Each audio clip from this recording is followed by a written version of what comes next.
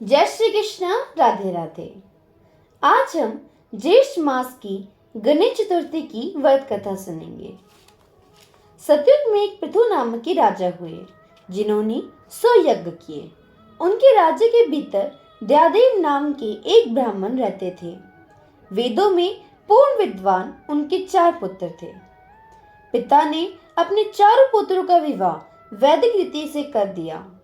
उनकी 4 बहुएं में बड़ी बहू ने अपनी सास से कहा, हे सासू जी, मैं छोटेपन से ही संकटनाशक चतुर्थी का व्रत करती आई हूँ।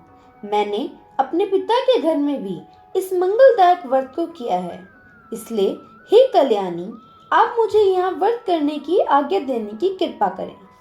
बहू की बात सुनकर ससुर ने कहा, हे बहू, तुम सब बहुओं में बड़ी और श्रेष्ठ हो। तुम्हें किसी भी तरह की कोई असुविधा नहीं है और न ही तुम भिखारिन हो, अतः तुम व्रत क्यों करना चाहती हो? अभी तुम्हारा समय खाने पीने का है। ये गणपति जी कौन है और फिर तुम्हें इसकी आवश्यकता ही क्या है? थोड़े समय पश्चात बड़ी बहू गर्भवती हो गई। 10 माह बाद उसने एक सुंदर बालक को जन्म दिया।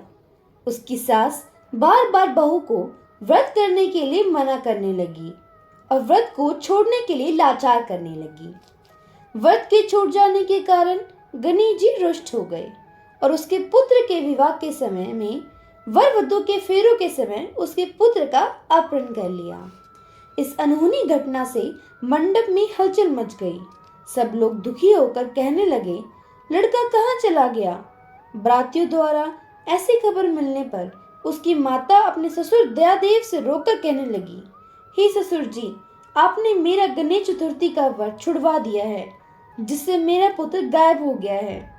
पुत्र वधू के मुंह से यह सुनकर दयादेव नाम का ब्राह्मण अत्यंत दुखी हुआ।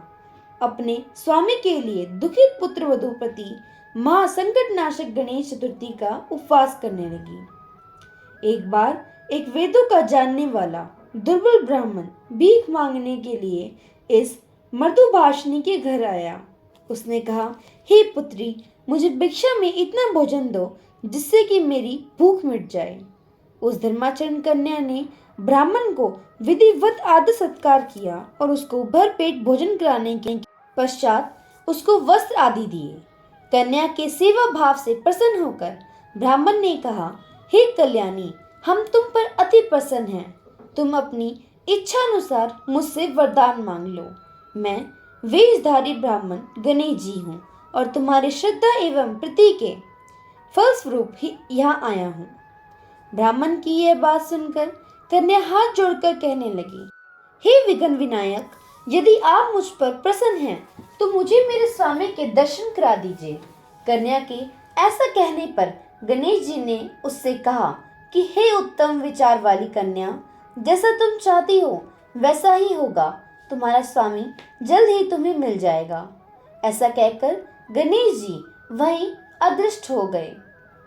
उसी समय सोम शर्मा नाम का एक ब्राह्मण उस ब्राह्मण बालक को शहर में लाए। अपने पौत्र को देखकर दयादेव बहुत प्रसन्न हुए। बालक की माता खुशी से फूली न समाई तथा संपूर्ण नगरवासी बहुत प्रसन्न हुए। बालक की माता ने अपने पुत्र को छाती से लगा लिया और कहने लगी, गणपति जी की कृपा से ही मैंने अपने अपहरण किए गए पुत्र को पाया है।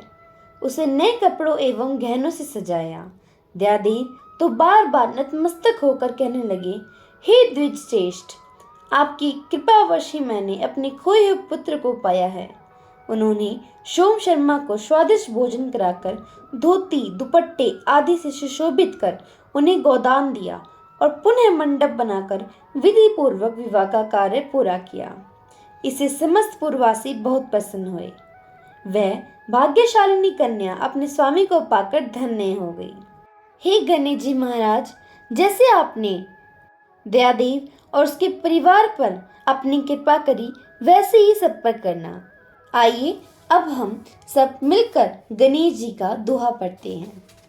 जय गणपति सद्गुण सदन, करिवर बदन कृपाल, विघ्न हरन मंगल करन, जय जय जय गिरिजालाल। जय श्री कृष्ण। राधे राधे।